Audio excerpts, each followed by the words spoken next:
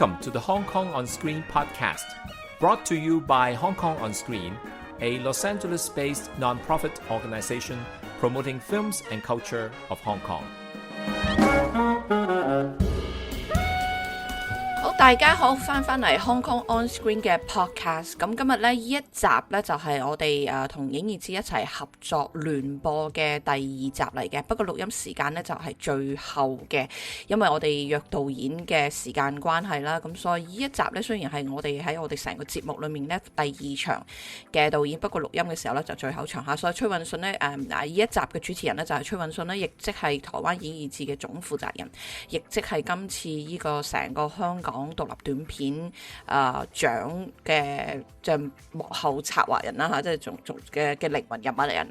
嚟嘅。咁佢呢集裏面咧，佢總共訪問咗好多人啊，因為喺呢一集嘅第二場嘅放映裏面咧，我哋都係4部短片啦，但係4部短片裏面咧就係總共咧係包括咗有7-8名嘅導演喺裏面嘅作品嚟嘅，咁所以佢呢一集嘅訪問咧人數係非常之多。咁咧就再喺度提大家聽眾啦嚇，如果你而家係即時聽緊咧，希望你聽緊嘅時候咧，我哋第二場放映咧都未到嘅。咁因為第二場放映嘅時間咧會係喺6月21號。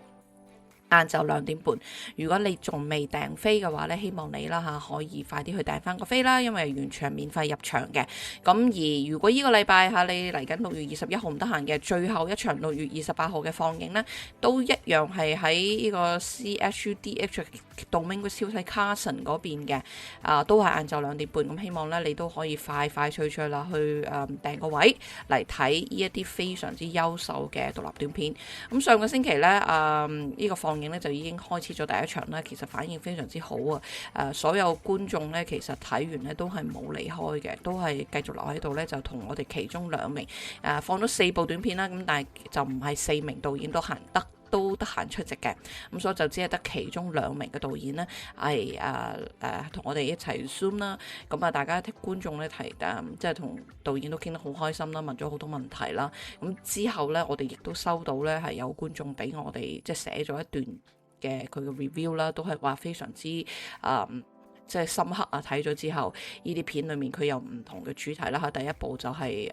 咩叫光啦，其實即係同電影成個主題都有關。咁當然個光咧，亦都可以係去到即係比喻到香港嘅運動之後啊，2019運動之後嘅情況究竟係點咧嚇？咁因為嗰個導演其實都係以一種場內場外嘅心態，或者係監獄內監獄外嘅心態咧去睇究竟現階段香港嘅狀況嘅。咁所以就唔好講咁多啦嚇，我個開場白咁咧，事不宜遲咧，我就即刻咧就會放出崔允信啦喺影意志嗰邊嘅 podcast 嘅。咁但係講咗啦嚇，因為我哋今次連續呢3集嚇，上次咧已經之前嗰集咧已經放咗噶啦，就第一節就係由蔡嘉怡主持嘅。咁第2集崔允信啦，咁去到第3集即係下一集嚇，聽完呢集之後咧，好快阿 K 亦都會再將第3集會放出嚟啦。嗰集就係 K 做主持噶啦。咁呢個 podcast 都係影意志同香港 Hong Kong On Screen 一齊聯播。咁先喺度即係最後啦嚇，都喺度感謝影意志主辦今次嘅成個嘅短片獎同埋成個呢個影展，咁亦都多謝入場睇呢個電影嘅觀眾。如果你未入場嘅，記住快啲去訂翻張飛嚟睇呢啲咁優秀嘅香港作影嘅短片啊！好，事不容辭哈 Keep Roll 嚟多個主持崔允信。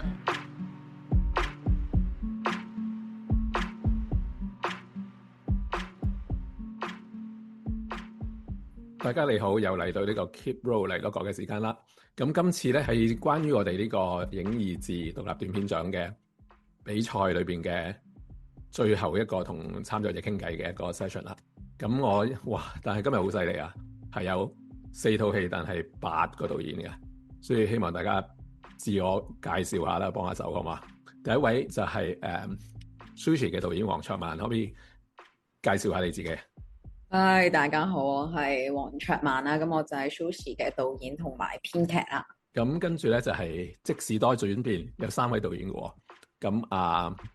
盧詠儀可唔可以幫手介紹埋你嗰位 partner？好，咁我就係啦，即使多轉變嘅導演啦。咁我就叫阿 Wing 啦，我仲有2位都係同樣係導演，就係一號同埋陳琳。呢個係學生作品嚟㗎嘛？好似係啦，冇錯。都補充翻啦，咁啊，黃卓曼 Sushi 係鮮浪潮，有冇得獎㗎？當年係鮮浪潮FVA 得獎咯，有最特別表演。OK， 好，跟住第三位亦都係一套戲三個導演嘅，就係、是《殺死了丁力嘅帝國反擊戰》。咁樣我不如請羅樂希介紹下你嘅導演隊啊。我哋係做殺死丁力2嘅3個人啦。咁我係阿希，跟住我係 David， 仲有我係阿達。係啦，咁我哋3個就係呢個924 Studio 嘅名義啦。咁係我哋係殺死丁力嘅導演。明白。但係你仲讀緊書定係點嘅？你做製，因為有殺死丁力1㗎嘛。因為我哋殺死丁力1就係我哋嗰陣時FYP 嚟嘅。咁我哋畢業咗4年啦，咁樣殺死丁力啱啱好上年完成嘅一個作品咁樣。OK， 咁最後一位就係阮智謙啦，夜夜來訪的夜都係鮮浪潮嘅作品喎。Hello， 我係阮智謙，係夜夜來訪的夜嘅導演，都係喺17屆鮮浪潮攞咗特別表揚。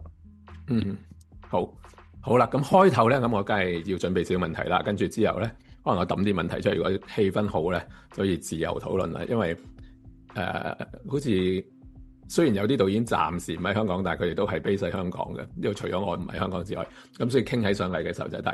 大家自己去盡量利用我哋應有嘅自由去討論啦，係嘛？咁首先第一個咧，我想問一問黃卓曼嘅 Sushi 先啦，咁都係問翻啦，你係點解會呢個構思嘅咧？嗰個女仔即係當然啦，我理解佢就係屋企人唔喺度，咁但係點解佢係好似對好多嘢都不滿啊？點解你會諗到一個咁嘅女仔咧？因為同埋佢後尾都即係我唔知啊，我唔係好怕劇透嘅，但我唔會講得好清楚。咁佢最後做嗰個好激烈嘅行動，其實佢都唔係好肯定背後噶嘛嚇。咁點解你會設計一個咁樣嘅人物咧？即係雖然入邊有好多空白嘅位，但係當然佢仍然好值得同情，好關心呢個角色啊。咁可以講下點解會諗呢個故事先嘅？因為一開始其實應該係2019年之前咧，其實係比較好奇一啲少女嘅一啲狀態啦，因為嗰陣時咧，我有啲社工朋友咧就開始講話會有啲，即係佢有啲學生咧會為咗買 iPhone 啦，然之後就去做 part-time girlfriend。咁我就當時咧就俾佢哋呢一個情形咧好吸引咗啦，咁好想寫呢樣嘢啦。咁但係一直寫嘅時候咧，就會喺度以為自己想寫嘅係去揾一啲點解做 part-time girlfriend 嘅一啲原因啦。咁寫第一稿嘅時候咧，都好似係要為咗去諗一個女仔點解做 part-time girlfriend 啦，例如可能會寫佢需要錢啊、好窮啊咁樣。但係寫完第一稿之後咧，其實就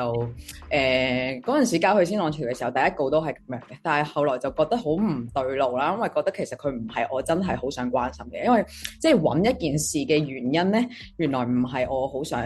做嘅嘢啦。然之後我就開始去諗啊，到底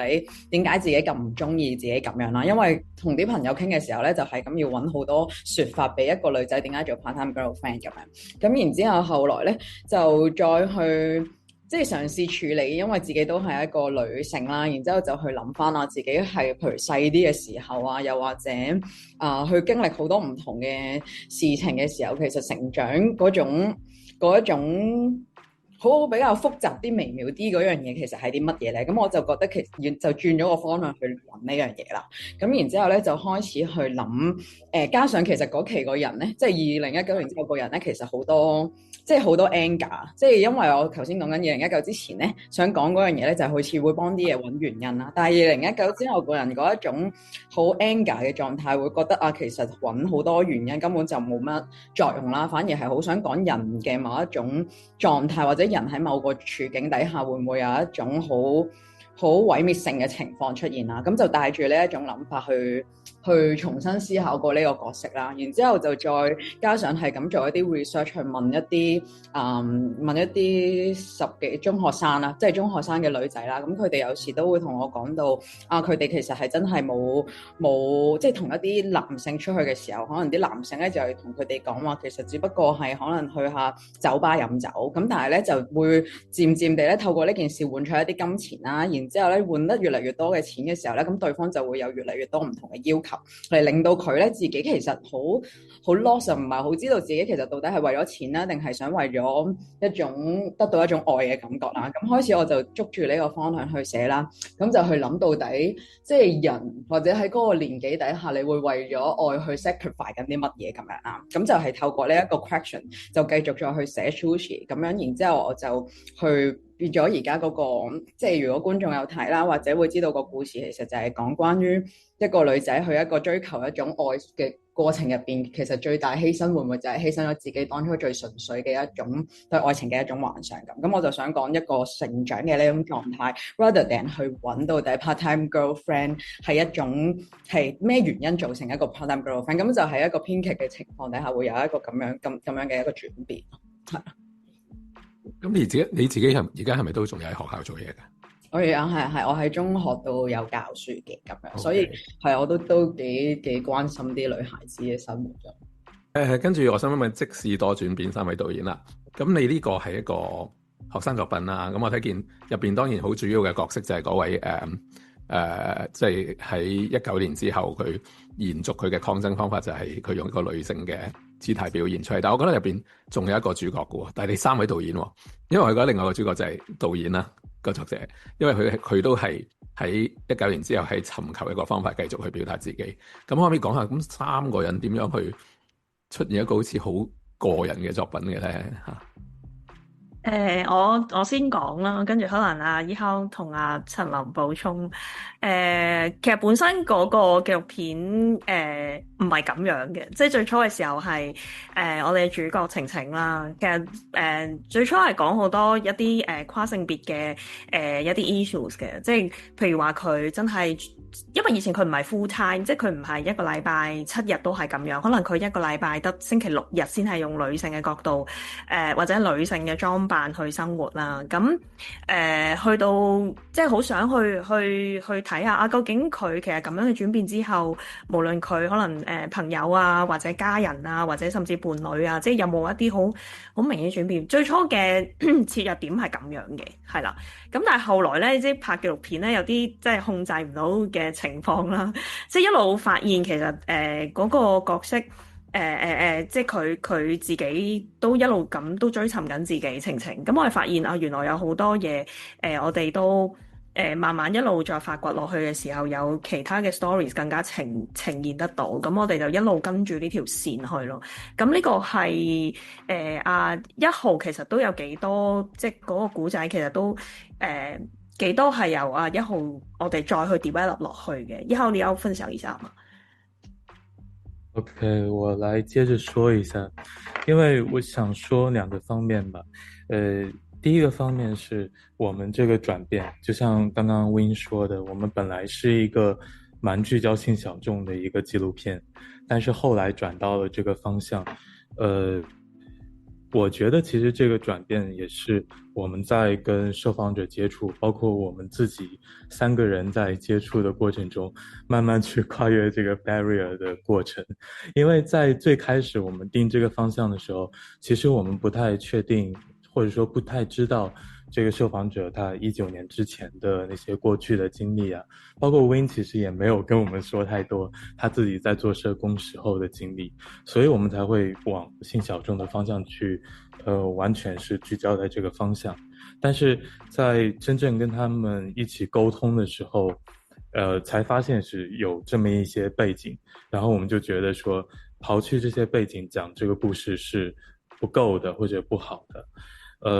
我覺得也是因為這個 barrier，就是你也可以看到，就是我們現在語言上面也還是有一些 barrier， 然後我們中國人的身份肯定也會有這種 barrier， 就大家會保持一種就是說盡量回避過去的這些事情，包括19年的狀態跟我們在一塊的時候，所以當大家慢慢的去了解或者溝通以後，我們覺得這個是需要把這個背景連接起來。然後第二個方面是我們看到了這個轉變之後，我們覺得打動的一個點是現在19年之後，大家都會提到有一個政治性的抑鬱嘛，包括前一部作品他說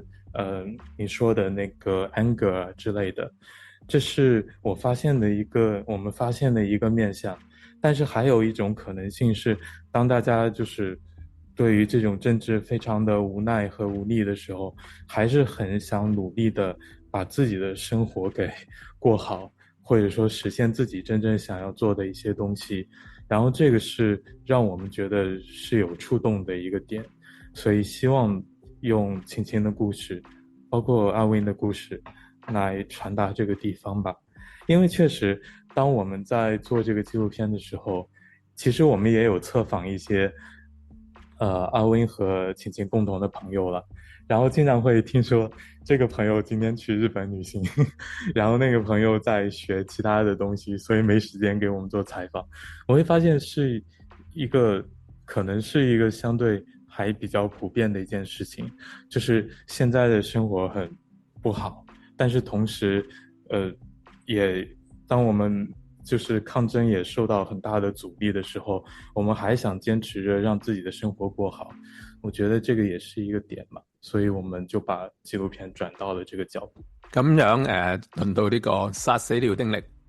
帝國反擊戰、羅洛希、梁進達、胡孝忠，其實同殺死丁力有冇關係嘅咧？因為我就咁睇呢個，當然本身都娛樂性非常豐富啦。因為我對動畫就唔夠認識嘅，但係我知道技巧係好高嘅，真係嗰啲動作好精彩。咁但係可唔可以都講下點解會有呢個構思，同埋究竟佢同呢個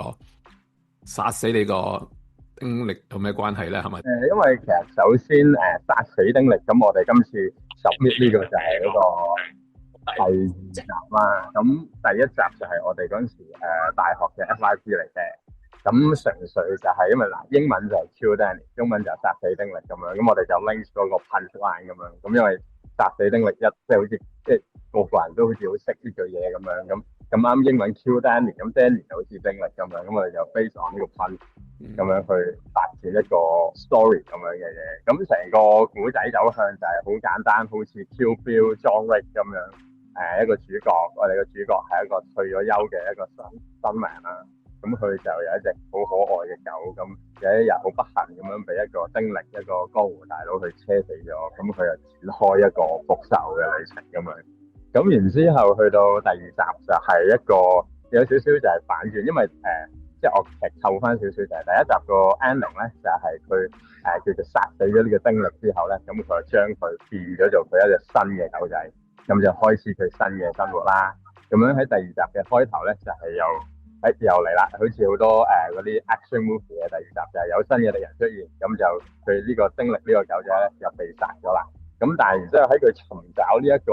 新嘅復仇過程咧，咁佢後面會發現咗一啲嘢嘅，咁即係究竟係邊個翻嚟揾佢尋仇啊，或者佢遇到啲咩人啊，就係咁樣。咁但係即係成個古仔，我哋即係少少唔同就係我哋係比較可能偏重娛樂性少少，因為我哋可能因為我哋始終3個人咧。3個人做導演，其實都係比較難做一啲好 emotional 啊、好個人嘅嘢。咁我哋又盡量就係一種係一種好似共同大家可能香港人啊或者亞洲人會睇到一啲我哋好中意一啲 action humor 嘅嘢，咁就 input 晒嗰啲嘢落去一個咁樣嘅好嘉年華式嘅短片度咁樣。咁另外2位有冇去補充啊？係咯，我哋偏向即係我哋做嘅作品會偏向比較大眾層面多少少嘅，咁就應該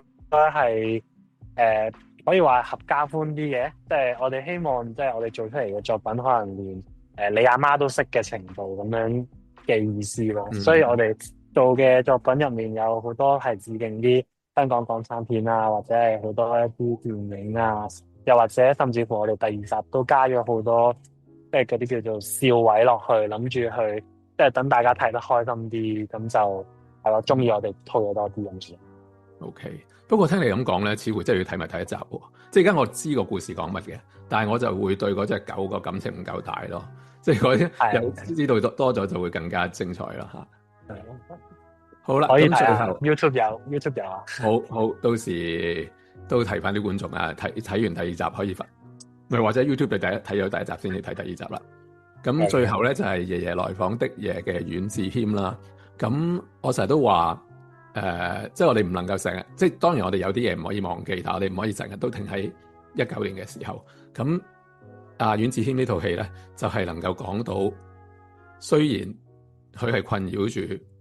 我哋一班人，但係佢喺呢個過程裏邊，佢知道翻一啲可以話甚至成個香港嘅歷史啦。咁你都點解會有一個咁樣嘅構思嘅咧？係最初成個最初都因為19年嘅時候有好多見到好多人唔可以翻嚟啦，或者要消失一段長時間啦。咁嗰陣時就好純粹諗住抒發呢個情感，就好似寫封情信俾佢哋咁，等佢哋睇翻會點嚟。咁跟住個戲名就再加多個 layer，就係佢編劇自己嘅一個親身經歷嚟嘅，就係佢有一晚瞓覺嘅時候，突然之間好唔舒服，就因為 feel 就發夢見到佢爺爺。咁但係咧，其實佢爺爺喺大陸，同埋佢哋好一啲都唔親近嘅，好多年冇見。但係佢就嗰晚夢到佢，但係第二朝嘅時候就收到屋企人嘅電話打嚟，就話哦，原來爺爺已經尋晚過咗身啦。咁跟住就會開始諗到好唔即係有個血緣喺度，但係其實好唔熟嘅人隔住好遠，其實都會好 connect 到一啲情感咯。咁跟住就慢慢就 develop 兩樣嘢夾埋咗一齊，就好似有兩個 layer 咁講緊一個父女嘅關係咁樣。咁你套戲當時都有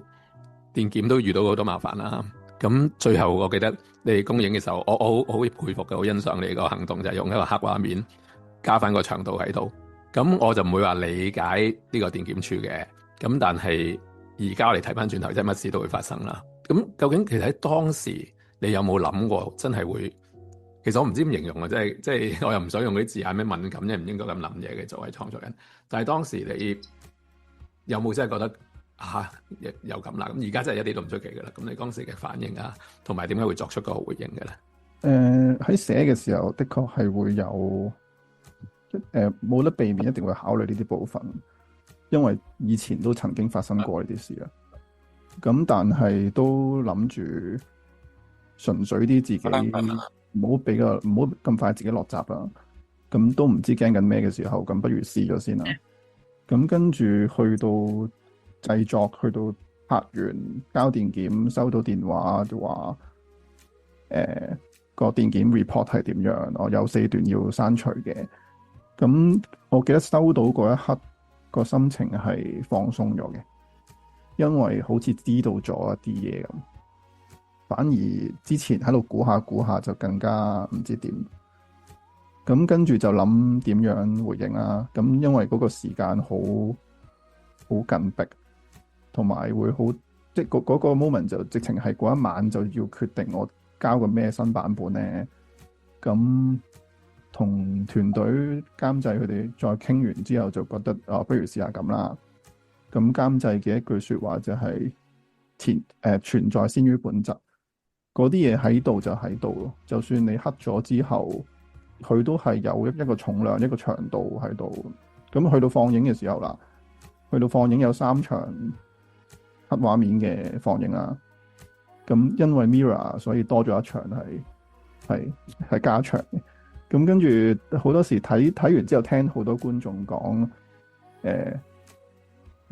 佢哋好似知道嗰5分鐘黑畫面其實係拍咗啲咩嘅。咁其實聽到都幾傷心嘅，因為好似即係作為創作人或者作為一個社會嘅一個香港人咁兩個層面去諗啦。即係作為一個創作人咧，就嗰個唔開心係好似拍唔拍都冇所謂咁，即係大家都會將自己嘅嘢套入去，填補咗一啲佢哋想像嘅空間。咁作為香港人嘅話，就好似大家都會。即係嗰個傷痛係原來都幾大範圍嘅，好多人都會明白到呢一樣嘢係一個點樣嘅情感嚟嘅。咁但係就發覺，即係下一步就諗下，其實如果佢哋睇到完整版嘅時候，其實佢哋應該唔會覺得好睇咗，因為佢哋自己用自己嘅經驗去睇，應該係最觸碰到佢哋自己嘅心嗰樣嘢。咁今次就好多，起碼而家在座幾位都多咗幾個觀眾啦。即係而家呢個冇辦法被看見呢樣嘢，就真係數手指咁樣增加緊邊個人可以睇多咗咁樣。咁所以都好開心可以多啲人睇到。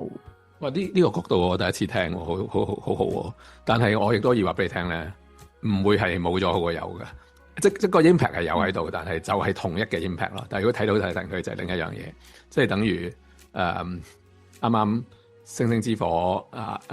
不可燎原，我哋要抽起嗰套戲一樣啫嘛嚇。即係佢係引起到大家諗到一啲嘢啦。咁但係我仍然覺得嗰套戲希望有機會係去睇到。好，咁跟住咧有一個問題咧，就係通常我嚟問嚟鼓勵下我自己嘅嚇，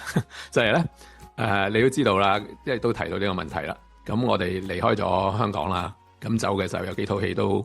一陣我會再講嘅，咁都放映有啲問題嘅，咁喺當時面對好多問題，即係個人生活其實都仲可以，但係影藝節就冇晒前途噶啦。咁所以當我哋見到香港好似冇晒呢啲比賽，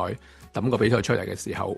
到竟然有166套戲參加。啲戲未俾人睇到，但係都仍然有一班獨立創作人喺度好努力咁去創作啦。咁我都想問一問兩個問題嘅。第一就係我都係為鼓勵下自己嘅，就係咁點解你哋喺嗰個情形底下有冇一刻猶豫過，或者點解即係去參加影藝節呢個比賽咧？同埋可能有啲驚弓之鳥啊！我幾驚嗰陣時陳朗升嗰件事會有啲骨牌效應添，即係你哋冇事，可能嗰啲背後舉辦嘅團體會有問題噶嘛。咁結果都冇啦，咁好多謝。咁可唔可以講下點解你有冇猶豫過，或者點解會繼續參加咧？咁翻去啊，黃卓曼啦，可唔可以答到？冇計算咁多嘅，你問我自己就覺得香港人搞嘅嘢咯，即係我覺得係咁，同埋都未知係乜嘢，即係其實都唔知其他片係點樣噶嘛，其實、即係，所以我覺得都唔係好判斷到佢係一啲咩嘅形態咁樣，我反而又會諗自己會唔會其實係唔適合添，即係因為會彷彿好似我都會諗我係咪唔係講緊一啲好似大家唔講得嘅嘢，或者好似一啲禁忌啊，或者咁樣好似冇咩 noise 啊咁樣，即係我反而會覺得自己係唔適合，或者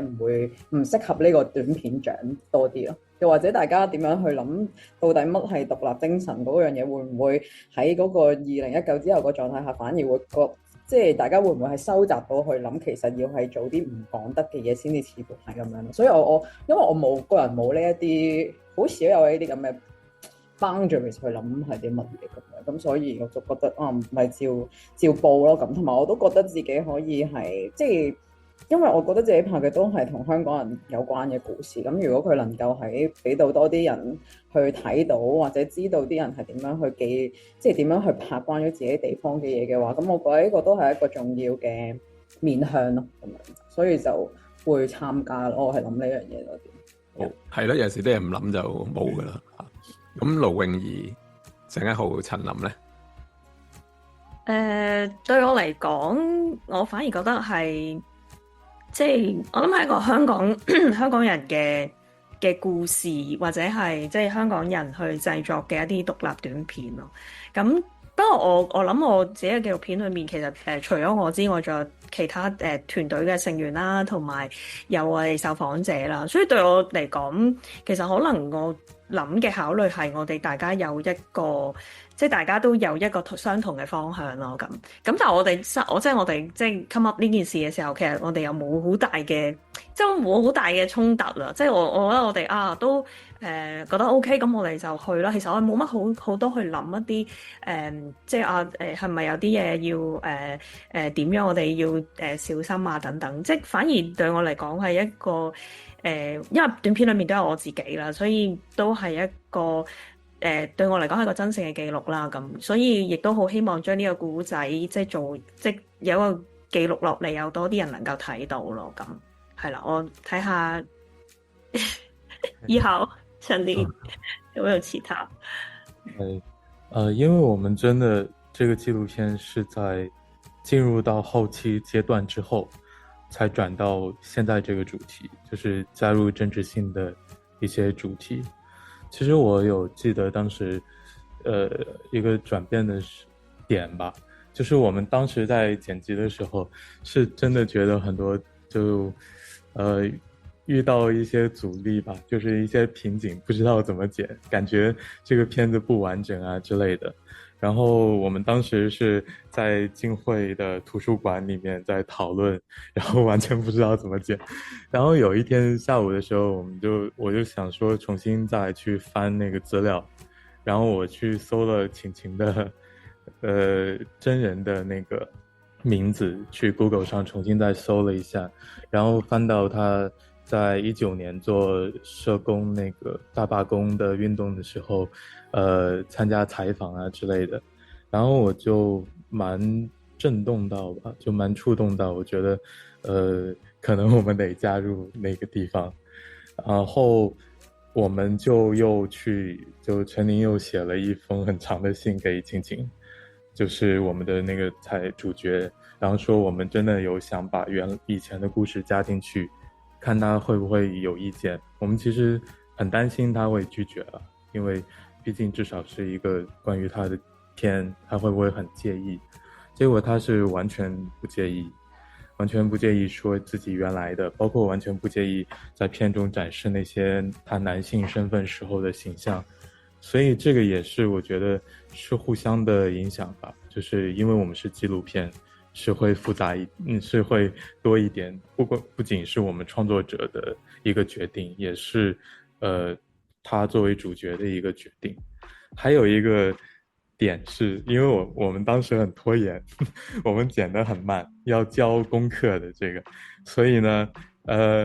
当时我最后有一版的就是剪辑，我是在上海到杭州的动车上做的，然后那一版剪辑里面关于19年的片段，我们当时还没有想好是应该用怎样的方式去呈现，然后我就是拽当时的一些图片往那个剪辑软件上放，然后我当时挤在那个动车上面，左右两边都有人，然后我就在那边往上投那个剪辑的东西，但也没多想，其实会不会周围的人看见会说什么，会觉得我在做什么之类的。后来觉得可能尤其是在国内的那个环境里面吧，因为有一些照片是有比如说就是时代革命之類的字眼的，所以後來覺得好像也是一個蠻獨特的經歷在那個時候。唔該晒，咁啊係啦，殺死丁力啦，羅樂希兩場大戶口中有冇嘢想講咧？係呢套戲嘅內容你梗係冇乜嘢啦，咁但係有陣時知道香港嘢唔係講內容㗎嘛，因為我哋自己就我哋冇乜多嘢諗咁樣嘅，我哋多數都係盡量想爭取一個放映機會啊，即係有咩平台都，即係無論俾咩類型觀眾，即係嚟香港，即係主要係香港人咁樣，都會想俾佢哋睇到呢一啲咁嘅嘢。咁因為我哋嗰啲嘢就 entertain 啊，咁我覺得好似喺無論係咩情況或者可能咩心境之下，都可能可以enjoy到呢一樣嘢咁樣咯。其實因為我係初審評審之後咧，所以嗰陣時都有時有啲矛盾嘅。一方面係一個比賽，我都想揾到一啲唔同嘅戲，但係有時嗰個發行嗰個身份就出嚟咧，諗緊會唔會吸引多啲觀眾。不過兩樣都係希望大家，不過都唔好期望太高啦，因為我相信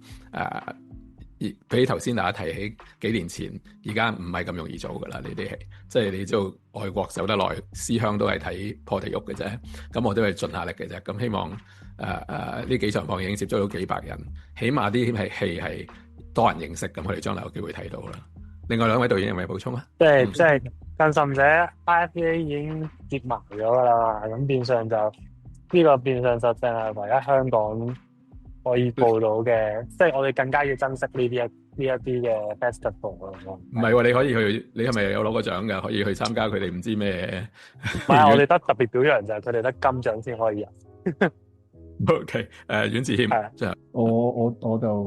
我梗係有考慮過啦，因為即係好似俾人記咗缺點咁，你記多幾個就好似會俾人踢出校，即係有呢種心理壓力嘅。咁你選擇得繼續喺香港，你冇辦法唔考慮呢啲嘢，即係我又唔可以話計算嘅，但係你要現實咁考慮啦。咁所以我都唔係即時你一 announce 我就報咁樣，甚至乎喺南方影展見到你嗰陣時，你哋已經開始收件咁，都好似嗰陣時都有考慮過啊，咁點好咧？咁但係即係我哋都係 nobody 啫。咁喺香港仲有好多人都咩都唔驚咁，繼續咁樣選擇行落去咁，即係有少少偷雞，就覺得好似有事都唔係我死先咁樣啦，即係好似氹下自己咁。咁不過反而係最 core 嗰樣嘢係喺南方影展放映嘅時候，我有一場係有個男仔喺度睇，一個人嚟睇，佢睇到喊得好緊要。我估佢係香港人。咁我條片本身就係拍俾一啲海外嘅觀眾睇噶嘛，就係想同佢哋講啲嘢咁樣。咁有海外嘅影展，咁當然，尤其是係影意誌，咁一定會好似會啱好多 target audience 咁。咁好似會，我條片就係想咁咯，咁呢個方法就係可以令到條片俾啲原本我最初想做嘅嘢就係想咁咪 fit 晒咯。咁所以就唔諗咁多其他嘢，我都係諗翻最初點解要拍呢條片。係，所以我開頭就話呢個題目就係我哋鼓勵我自己嘅。咁但係咧，其實我想講咧，你哋個黑畫面啊，即係時代雖然不斷唔同啦，其實你哋都好犀利嘅。講真啦，我好荒謬嗰件事，唔怕話俾大家聽，我哋最後放唔到，即係好荒謬話，所謂放唔到嗰幾套戲咧，包括由《亂世備忘》、《大有天高》開始去呢個電檢處個網頁查下咧，全部都仲 valid 嘅，張准映證 2B 3級。其實我呢度跟晒佢嘅，你個加 disclaimer 3級3級。張直仲係 valid 嘅，所以我係冇表達過乜嘢就已經收咗皮嘅，離開咗。其實係有陣時有啲內疚嘅都，咁所以見到有咁多人願意參加，我都盡力希望將啲戲帶到俾多啲人睇。好啦，咁跟住呢個問題就係俾下大家嘅，但係你可以自由答唔答嘅。如果冇時間睇到，因為應該俾你睇其他你同組嘅人嘅一啲作品。遲啲我希望你哋起碼可以，因為本來就我好想網絡放映嘅，咁但係亦都因為有啲版權啊，有啲唔想留翻香港嘅原因啊，套戲咁就暫時做唔到住。咁你呢一組係互相睇咗嘅，有冇一啲朋友當介紹俾大家講下你睇過有邊一套嘅感受啦？我可以講下，好啊，可以。但係我驚講多咗嘅劇透就唔好意思啊。但聽呢個節目唔係好多人睇到嘅，就放心啦。我幾欣賞即時多轉變，因為我會有種共鳴喺一邊咯，即係好似做咗好耐一個公共領域嘅一啲事之後，就先至有空間去翻去私人領域度點樣做好自己，而大家都好似選擇咗一種點樣讓自己舒服嘅方法去決定行落去咯。咁同埋嗰個 move on 嗰個用2次 move on 呢樣嘢，同一開始崔允信講嗰種兩個 layer 其實係有 connect 嘅，就好似慢慢咁傳落去，慢慢咁傳落去咁即係都會睇得到嗰個總有人去行第一步，做咗呢個選擇，就影響到下一個人點樣做多啲嘢，都係做好自己先咯。如果唔係好易會消耗得太緊要，就冇晒動力去做所有嘢咯。咁所以呢個慢慢咁行落去，喺條片度睇得到嘅。咁條片嘅主角真情都係一個，佢有一啲好生活嘅哲學去值得我哋去學習。點樣有一兩句說話係你會睇完之後會記得好清楚嘅。你會覺得嗰啲說話係幫到你點樣去面對一啲陰暗嘅時間。咁所以我同埋我自己睇紀錄片係有多咗個加分，就係即係嗰種真實性係你唔使去諗其他製作上或者諗其他戲劇虛構嗰啲嘢，即係嗰個真實係已經好好睇。尤其是係佢最初對住鏡頭同埋去，即係你會睇到佢唔同嘅面向咯。即係嗰個人係佢邊個時間係會最 charm，邊個時間有少少唔好意思，即係呢啲係你對於認識一個決定繼續用佢自己方法，用自己獨特嘅方法繼續行嘅人，你會感覺到嗰種親切感喺度。係啊，的而且確係一個，佢唔單止個題材啦，其實個拍攝方法都係少見嘅。係其他導演呢？那我說那個其實是就是說爺爺來訪的夜吧，就爺爺來訪的夜。然後其實吸引我的點是他的那種互文咯，就是父親輩的從逃到香港來和現在的香港人的離散之間的這種互文性，其實有很打動我。我覺得這個切入點是我覺得是蠻深刻的，然後蠻能打動的。尤其是中間的有一段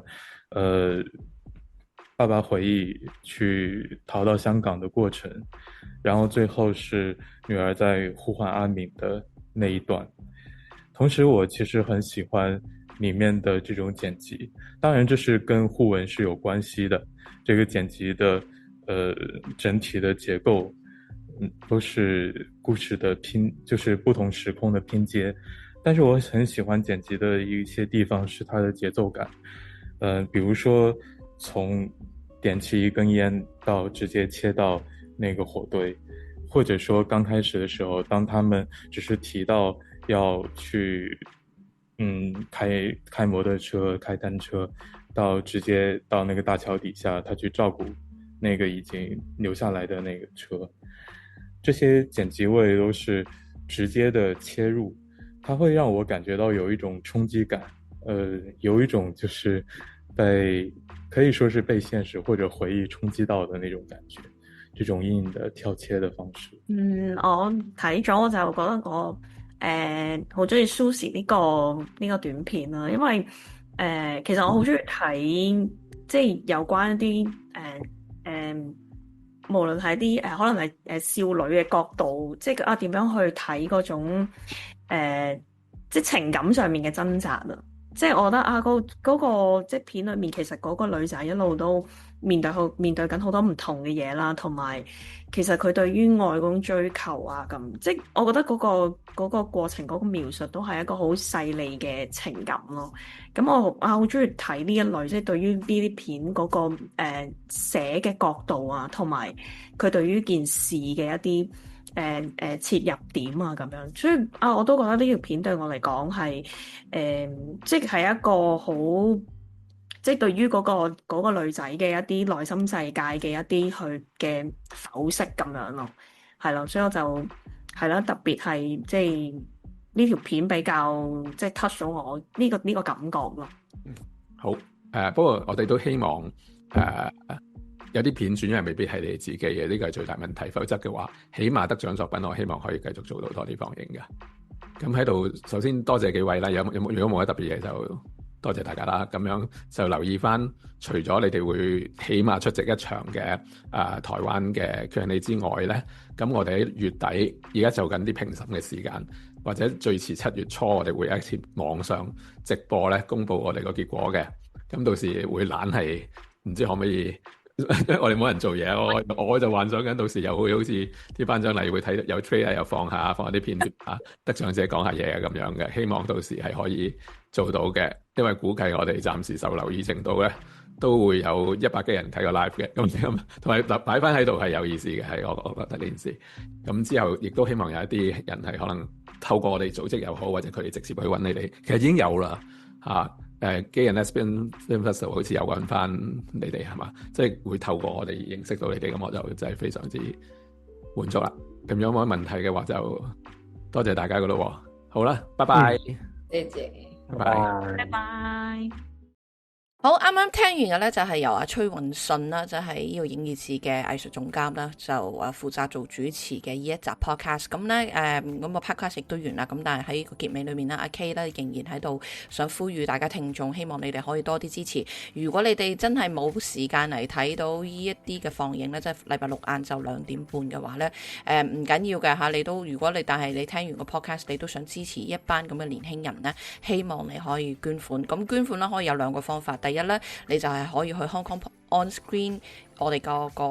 front page 啦，咁你就喺揾上面有一欄咧係叫 support 嘅，即係支持我哋啦。咁你去到 support 嗰度咧，你就可以揾到有唔同嘅捐款形式啦。你可以係最多人咧，亦都最 popular 就係 one time 咁樣，即係一次性咁樣捐款啦。又或者你可以贊助我哋一場嘅放映啊，或者咧而家我哋其實都有另一個 project 咧係喺度收緊捐款嘅，就係